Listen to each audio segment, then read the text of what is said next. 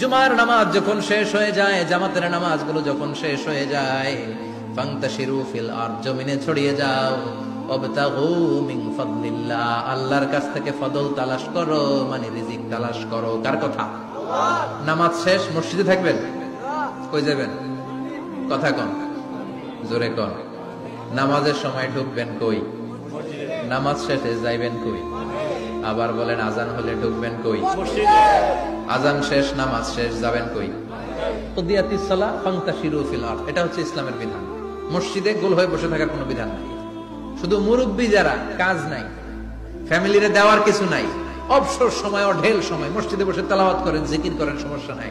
কিন্তু যুবক যারা, নামাজের পরে সমাজকে উপহার দিবা, রাষ্ট্রকে অনেক কিছু উপহার দেওয়ার আছে, তোমার ফ্যামিলির প্রতি অনেক দায়িত্ব আছে, কর্মক্ষম কেউ নামাজের পরে মসজিদে অলস সময় কাটানো যাবে না।